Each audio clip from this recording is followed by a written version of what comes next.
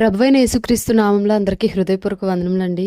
యెషయా గ్రంథము 33వ అధ్యాయము. దోచుకొనబడకపోయినను దోచుకొనుచుండు నీకు శ్రమ, నిన్నెవరు వంచింపకపోయినను వంచించుచుండు నీకు శ్రమ. నీవు దోచుకొనుట మానిన తరువాత నీవు దోచుకొనబడెదవు. నీవు వంచించుట ముగించిన తరువాత జనులు నిన్ను వంచెదరు. యెహోవా, నీ కొరకు కనిపెట్టుచున్నాము, మా యందు కరుణించుము. ఉదయకాలమున వారికి బాహువుగాను ఆపత్కాలమున మాకు రక్షణాధారముగాను ఉండుము.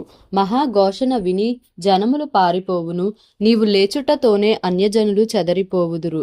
చీడపురుగులు కొట్టివేయునట్లు మీ సొమ్ము దోచబడును. మిడతలు ఎగిరిపడునట్లు శత్రువులు దాని మీద పడుదురు. యెహోవా మహాఘనత నొందియున్నాడు. ఆయన ఉన్నత స్థలమున నివసించుచు న్యాయముతోనూ నీతితోనూ సియోనును నింపెను. నీ కాలంలో నియమింపబడినది స్థిరముగా నుండును. రక్షణ బాహుళ్యమును బుద్ధి జ్ఞానముల సమృద్ధియు కలుగును. యెహోవా భయము వారికి ఐశ్వర్యము.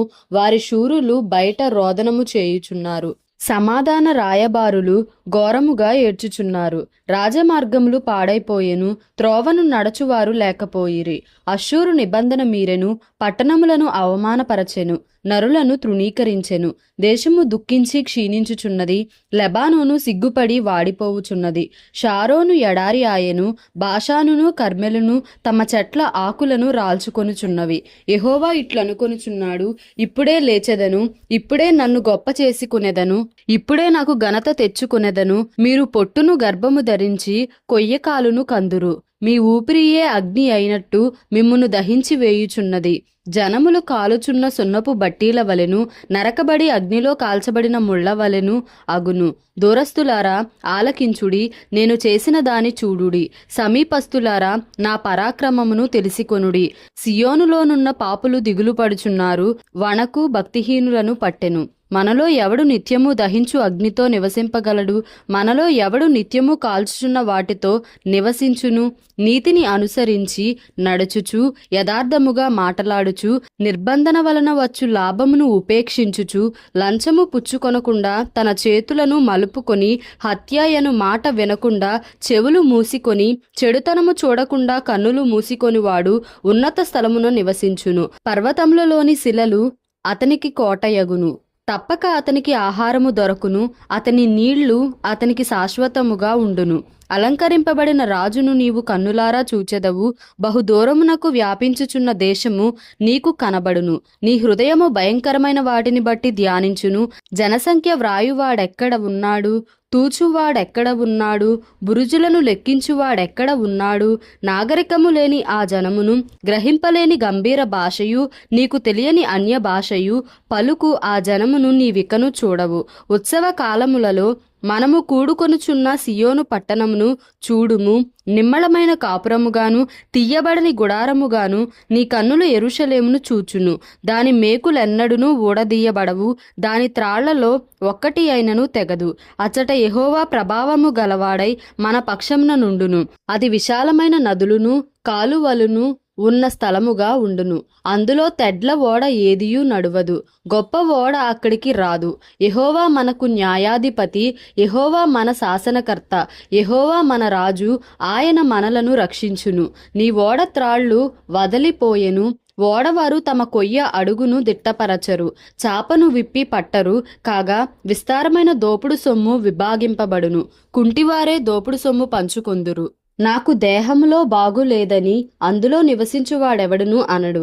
దానిలో నివసించు జనుల దోషము పరిహరింపబడును. యెషయా గ్రంథము 34వ అధ్యాయము. రాష్ట్రములారా నా యొద్దకు వచ్చి వినుడి, జనములారా చెవియొగ్గి ఆలకించుడి. భూమియు దాని సంపూర్ణతయు లోకమును దానిలో పుట్టినదంతయు వినుగాక.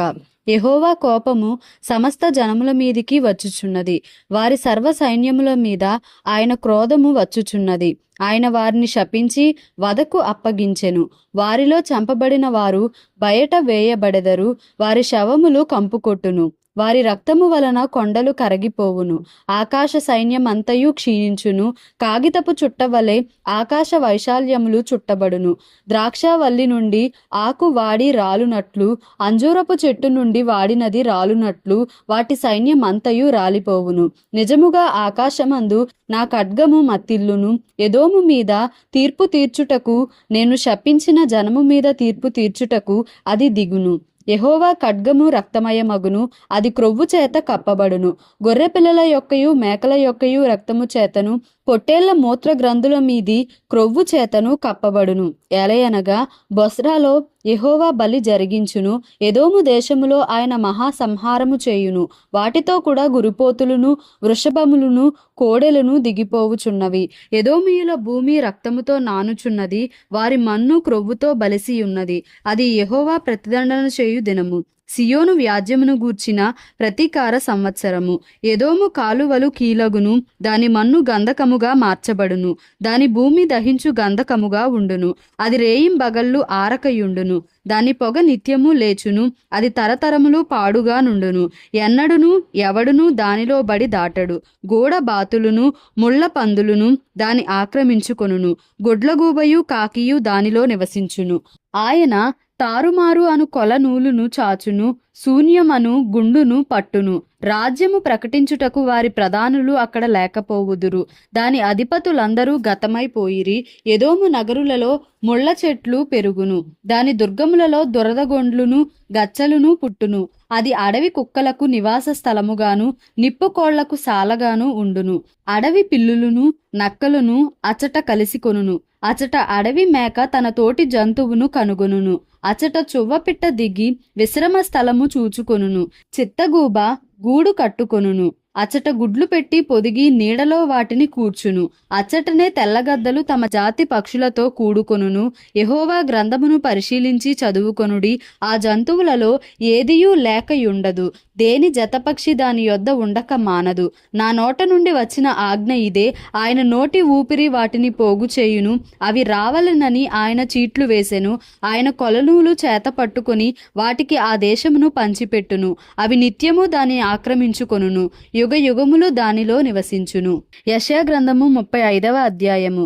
అరణ్యమును ఎండిన భూమియు సంతోషించును, అడవి ఉల్లసించి కస్తూరి పుష్పము వలె పూయును. అది బహుగా పూయుచు ఉల్లసించును, ఉల్లసించి సంగీతములు పాడును.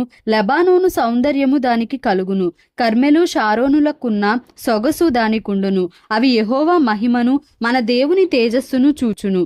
సడలిన చేతులను బలపరచుడి, తొట్రిల్లు మోకాళ్లను దృఢపరచుడి. తత్తరిల్లు హృదయములతో ఇట్లనుడి, భయపడక ధైర్యముగా ఉండుడి. ప్రతిదండన చేయుటకై మీ దేవుడు వచ్చుచున్నాడు. ప్రతిదండనను దేవుడు చేయదగిన ప్రతీకారమును ఆయన చేయును. ఆయన వచ్చి తానే మిమ్మును రక్షించును. గ్రుడ్డివారి కన్నులు తెరవబడును, చెవిటివారి చెవులు విప్పబడును. కుంటివాడు దుప్పివలే గంతులు వేయును, మూగవాని నాలుక పాడును. అరణ్యములో నీళ్లు ఉబుకును, అడవిలో కాలువలు పారును. ఎండమావులు మడుగులగును, ఎండిన భూమిలో నీటి బుగ్గలు పుట్టును. నక్కలు పండుకొనిన వాటి ఉనికి పట్టులో జమ్మును తుంగగడ్డియు మేతయు పుట్టును. అక్కడ దారిగానున్న రాజమార్గము ఏర్పడును, అది పరిశుద్ధ మార్గం అనబడును. అది అపవిత్రులు పోకూడని మార్గము, అది మార్గమున పోవు వారికి ఏర్పరచబడును. మూడులైనను దానిలో నడుచుచు త్రోవను తప్పకయుందురు. అక్కడ సింహం ఉండదు, క్రూర జంతువులు దాని ఎక్కవు, అవి అక్కడ కనబడవు. విమోచింపబడిన వారే అక్కడ నడచుదురు. యెహోవా విమోచించిన వారు పాటలు పాడుచు తిరిగి సియోనునకు వచ్చెదరు. వారి తలల మీద నిత్యానందముండును. వారు ఆనంద సంతోషములు గలవారై వచ్చెదరు. దుఃఖమును నిట్టూర్పును ఎగిరిపోవును. దేవుడి పరిశుద్ధ వాక్యమును మన వినికిడిలో దీవించి ఆశీర్వదించునుగాక. Amen. Please like, share and subscribe for more videos.